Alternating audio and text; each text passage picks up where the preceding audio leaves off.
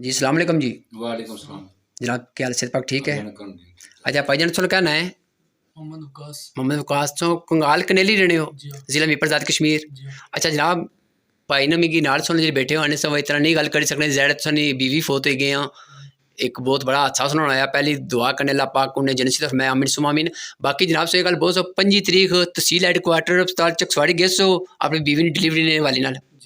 ठीक है अस्सलाम वालेकुम चाचू। जी वालेकुम सलाम। जनाब तुसां ये दसो पहली गल कि मैं पोस्ट लाई सी तहसील हैडक्वार्टर अस्पताल चकसवाड़ी ने वाली नाल कि लापरवाही नहीं वजह होया क्या सो वाकई तस्लीम करने हो मैं पोस्ट सही लाई सी या गलत लाई सी? जी सही लाई से मैं पढ़ी है पोस्ट तुसानी जी कल पिछले टाइम जी तुसानी पोस्ट पढ़ी है जी ते बड़ा शुक्रिया तुसाना। ना ना कोई मसला नहीं जनाब। अच्छा जनाब ये गल दसो तुसां ना क्या जनाब? जी मोहम्मद इलियास। मोहम्मद इलियास साहब तुसां आपस रिश्तेदार लगने हो? जी चाचा जाद भाई ने। ठीक है जनाब तुसां पूरी तफसील तुसां बो कि ये थोड़ा सच्ची गल बां जहनी भी थोड़ा जिहा नहीं अपसेट है थोड़ी ज्यादा बीवी फोत हुई गई इतना बड़ा वाकया हो गया सो क्या बाना चाहिए पूरी तफसील प्लीज बो। जी असां 5 तारीख की हैं तकरीबन 9:30 बजे THQ जी इथों घरों जिल्लै टुरे हां बच्ची ठीक सी तकरीबन असां 100 फुट फासला असां खड़िया पैदल अग्गे गड्डी भी बाल खड़ी है तकरीबन 9:45 ने दरम्यान असां चकसवारी पहुंची गए हैं जी उत्थे असां जित्थे जच्चा बच्चा होने उत्थे गणे गए अंदर 2 नर्सां ने जी ते बच्चियां साड़ियां 2 नाल गईयां अंदर ते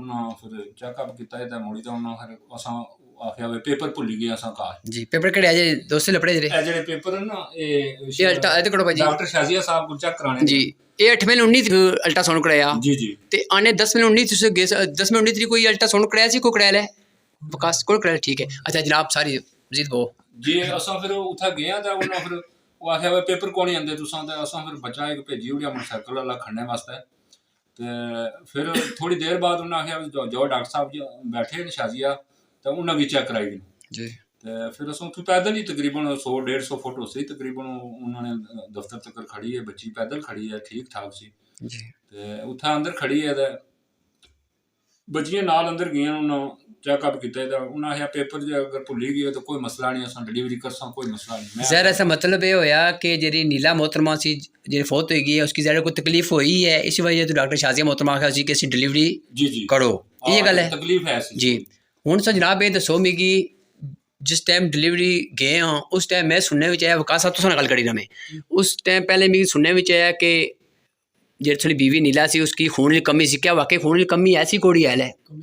ठीक है अच्छा जनाब तो ये गल दसो निक्के भया वै जे नाल गए ये आखने पे जी ब्लड जो ब्लड सी ब्लीडिंग सी ये कोड़ी हुई ठीक है तो कि वाकई तस्लीम करने हो ब्लड नी वजह तो ब्लीडिंग ना रुकने की वजह तो डेथ हुई है उसकी? जी जी ब्लीडिंग उन्होंने दस्या ब्लीडिंग ज्यादा हो रही है जी ते डेथ हुई है ब्लीडिंग ठीक है।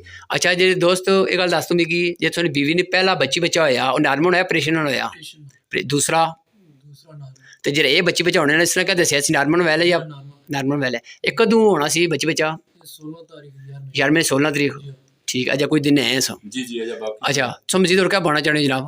असां उत्थे गए तो शाजिया साहब उन्हां गी चिट्ठी लिखी दित्ती है भाई ठीक है इसना डिलीवरी करो तो उन्हें डिलीवरी दवाई लिखी दित्ती है टिक्का शिक्का जेह्ड़ा डिलीवरी आह्ला इस बच्चे गी लिखी दित्ता ने ते एह् गया उत्थों बाहरों आंदी इस दवाई ते उन्हें गी दित्ती है उन्हें कोई अल्ट्रासाउंड वगैरह नहीं किया ना कोई खूने ने टेस्ट वगैरह किए ने HB पूरा ऐसी है कौन या क्या सिस्टम है ते जेह्ड़े बाना चाहना खून पूरा भाई जी जी गैप ना इलम ते नहीं सी भाई खून उसना पूरा टेस्ट ही होने दा तां ही पता लगना ते ओह् जेह्ड़ा ना खूने ने भी शायद क्या पता क्या होया फिर ब्लीडिंग शुरू हो गई है जिसलै बच्चा ने पैदाश हुई है तकरीबन 11:30 पौने 12 ने दरम्यान हुई है जी ते मैं उत्थों थोड़ा दूर लगा गया ते जेह्ड़ा बच्चा होया सी ओह् जिंदा सी या फोत होया है? ओह् दसने फोत होया सी ठीक है ते 3 दिन ना फोत होया। कौन बाना सी ये नर्सां बानी। अच्छा दोस्त मेरी गल सच्ची बानी है साड़ी बीवी है ज़्यादा बेहतर समझने चाचा नहीं समझने तो साड़ी बीवी जिस दिन 25 तरीक खड़ी सी उस दिन 24 तरीक रात उन्हें क्या फील करता कि बेबी जरा हरकत करी रहा या नहीं करी रहा सही तसली ना आखने फिर वो किस तरह चाचा आखने से कि 3 दिन पहले बच्चा फोत है मिस दसो क्या पता जी उन्हें जी तो को मिगी दस्या ने ये गले सी जी ब्लीडिंग हुई सी मतलब खून शून ते लगे तो ब्लीडिंग नहीं वजह नाल भी होना खून नाल लगे ते मैं की दस्या उन्हें बच्चा वे चाचा ये तुसां तक्को बच्चे ना तो मतलब गले आ ते ब्लीडिंग ते बच्चा जेह्ड़ा ओह् सही सी सेहतमंद दसना सी या कोई गले है सी? न गले आ कौन सी लेकिन ब्लीडिंग ना थोड़ा खून शून ते तुसें पता नाल जहर लगना जी हां ते बाकी जेह्ड़ा ना ਉਹ ਬੱਚੀ ਜਿਹੜੀ ਹੈ ਨਾ ਉਹ ਸਟ੍ਰੈਚਰ ਸੀ, ਜੀ ਉਸ ਦੀ ਕੋਈ ਬੋਤਲ ਜੀ ਲੱਗੀ ਸੀ ਤੇ ਅੱਖਾਂ ਖੁੱਲੀਆਂ ਸਨ। ਮੈਂ ਦੌੜਿਆ ਬਾਹਰ, ਕੋਈ ਐਂਬੂਲੈਂਸ ਕੇ ਨੀਚੇ ਸੀ ਮਿਰਪੁਰ ਪਹੁੰਚਾ ਜੀ ਤੇ ਕਿ ਉਹਨਾਂ ਆਖਿਆ ਤੁਸੀਂ ਆਪਣੀ ਸੋਚ ਮਾੜੀ ਹੈ ਮੈਂ ਖੁਦ ਆਖਿਆ ਵਾ ਅਸੀਂ ਮਿਰਪੁਰ ਜਾਊਂ, ਉਹਨਾਂ ਨਹੀਂ ਅਸੀਂ ਆਖਿਆ ਮਿਰਪੁਰ ਭਾਈ ਬਲੀਡਿੰਗ ਨਹੀਂ ਰੁਕਣੀ ਹੈ ਤੁਸੀਂ ਸਾਹਿਬ ਹੈ ਨਿੱਕੀਆਂ ਸੀ ਆਖਿਆ ਜੀ ਬਲੀਡਿੰਗ ਨਹੀਂ ਰੁਕਣੀ ਡੈਥ ਉਸ ਨਹੀਂ ਹੋਈ ਵੀ ਸੀ ਪਹਿਲੇ, ਮੈਂ ਅੱਖਾਂ ਖੁੱਲੀਆਂ ਸਨ, ਮੈਂ ਸਮਝਿਆ ਵਾ ਅਜਾ ਹੈ ਮਤਲਬ ਸਾਹ ਕੋਈ ਸਾਹ ਆਇਆ ਤੇ ਮੈਂ ਐਂਬੂਲੈਂਸ ਖੜਾ ਮਿਰਪੁਰ ਪਹੁੰਚਾ ਤੇ ਤੁਸੀਂ ਉਹਨਾਂ ਕੋਲ ਬਾਹਰ ਜਿਹੜਾ ਨਿਕਲਿਆ ਫਿਰ ਪਿੱਛੋਂ ਬੰਦਾ ਭੇਜਿਆ ਨੇ, ਉਹ ਉਹਨਾਂ ਬੁਲਾਇਆ ਵੇ ਅੰਦਰ ਅਛੋ ਅੰਦਰ ਗਿਆ ਤੇ ਉਹਨਾਂ ਆਖਿਆ ਜੀ ਇਸ ਦੀ ਡੈਥ ਹੋਈ ਵੀ ਹੈ, ਤੁਸੀਂ ਲੈ ਜਾਣਾ ਜੀ ਡੈਥ ਹੋਈ ਵੀ ਹੈ ਜੀ ਤੇ ਇਤਰਾ ਦਿਹਾੜੇ ਤੋਂ ਪਹਿਲੇ ਮਤਲਬ ਬੱਚਾ ਫੌਤ ਹੋਇਆ ਸੀ ਪਹਿਲੇ ਅੰਦਰ ਹੀ। ਤੇ ਉਹ ਅਗਰ 3 ਦਿਹਾੜੇ ਤੋਂ ਪਹਿਲੇ ਫੌਤ ਹੋਇਆ ਸੀ ਤਾਂ ਉਹਨਾਂ ਨੇ ਕੰਮ ਸੀ ਅਲਟਰਾਸਾਊਂਡ ਕਰਨਾ ਬਾਣਾ ਐਚਬੀ ਚੈੱਕ ਕਰਨੀ ਜੀ ਟੈਸਟ ਕਰਨੇ ਤਾਂ ਉਸ ਤੋਂ ਬਾਅਦ ਮਤਲਬ ਡਿਲੀਵਰੀ ਵਾਲਾ ਟਿੱਕਾ ਲਾਣਾ ਚਾਹੀਦਾ ਸਹੀ ਗੱਲ ਹੈ ਤੇ ਪਹਿਲੇ ਟਿੱਕਾ ਠੋਕੀ ਉੜਿਆ, ਉਸਨੇ ਟੈਸਟ ਹੀ ਕੋਣੀ ਅਲਟਰਾਸਾਊਂਡ ਹੀ ਕੋਣੀ, ਬੱਚਾ ਸਿੱਧਾ ਪੁੱਠਾ ਜੋ ਵੀ ਹੈ ਉਹ ਡਿਲੀਵਰੀ ਵਾਲਾ ਟਿੱਕਾ ਠੋਕੀ ਉੜਿਆ ਤੇ ਉਹ ਫਿਰ ਜ਼ਹਿਰ ਹੈ ਉਸਨੇ ਬਣਾਉਣਾ ਹੀ ਹੋਣਾ ਸੀ ਤੇ ਫਿਰ ਉਸਨੇ ਬਲੀਡਿੰਗ ਹੀ ਨਹੀਂ ਰੁਕੀ ਜੀ ਤੇ ਫਿਰ ਅਸਾਂ ਪਰੇਸ਼ਾਨ ਹੋ ਗਏ, ਬਾਹਰ ਨਿਕਲੇ, ਫਿਰ ਅਸਾਂ ਐਮਐਸ ਤੱਕ ਨਾ ਪਹੁੰਚੀ ਸਕੇ। ਤੁਸੀਂ ਕਿਆ ਸੋਚ ਮਾੜੀ ਹੈ ਕਿ ਕਾਨੂੰਨੀ ਕਾਰਵਾਈ ਕਰਨਾ ਚਾਹਣੇ ਸੋਚ ਲਿਆ ਜਾਂ ਤੁਸੀਂ ਨਹੀਂ ਯਾਦ ਰਹੀ ਜਾਂ ਤੁਸੀਂ ਪ੍ਰੈਸ਼ਰ ਸੋਚ ਆਪਣੀ ਪ੍ਰੈਸ਼ਰ ਵਿੱਚ ਅਸਾਂ 2 ਡੈਡ ਬਾਡੀਆਂ ਹੋਈ ਗਈਆਂ, ਇੱਕ ਬੱਚਾ ਆ ਕੇ ਫੌਤ ਹੋਇਆ ਸੀ ਤੇ ਇੱਕ ਉਹ ਬੱਚੀ ਫੌਤ ਹੋਈ ਗਈ।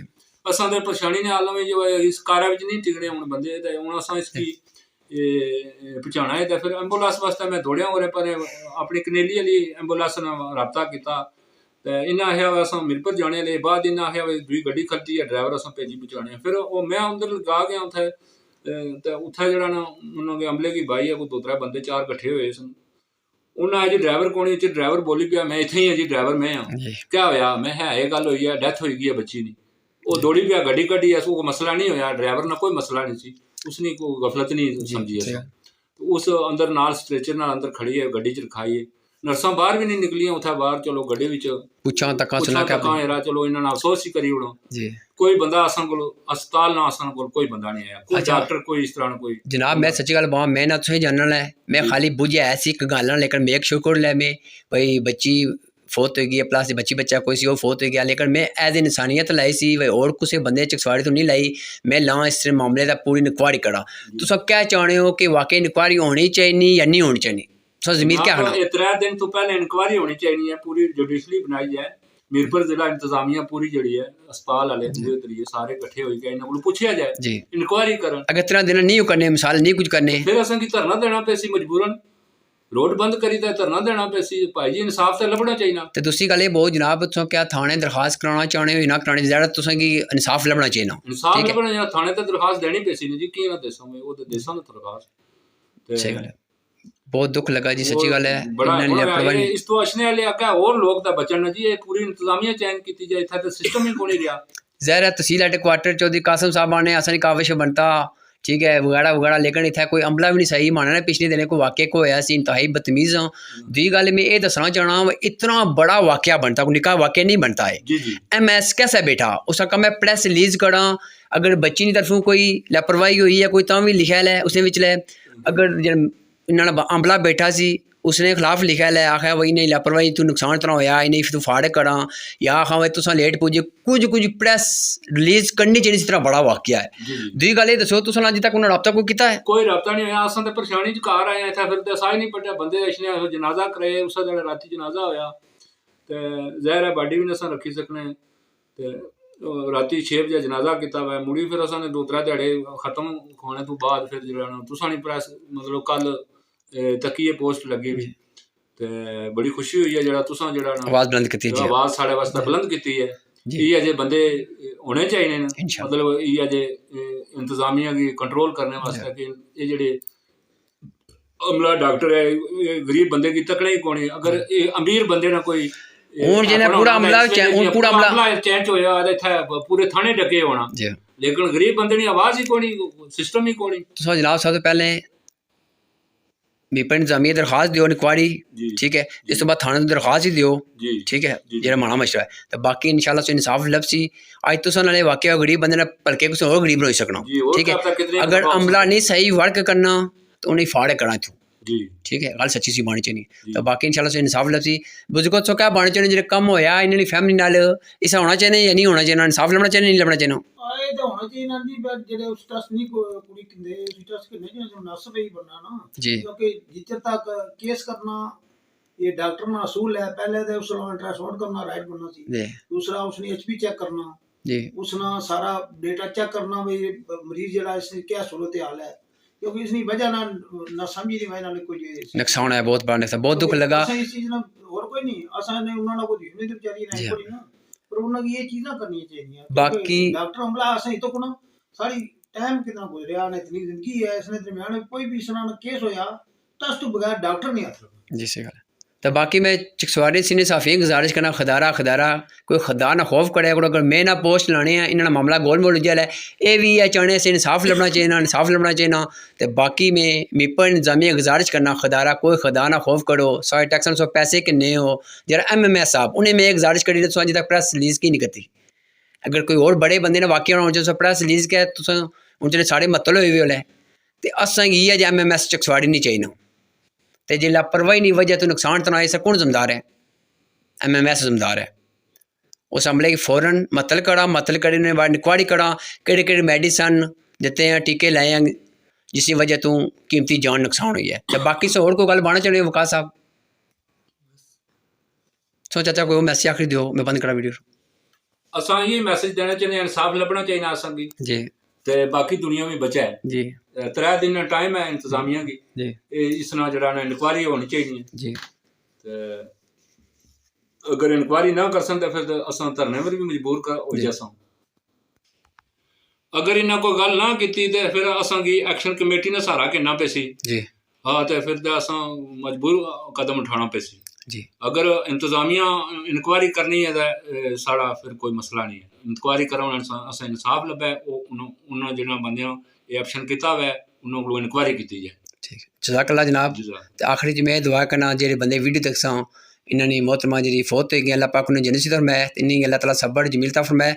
ठीक है भाई जान बंद करा वीडियो में। जी बस। जज़ाकल्लाह खैर।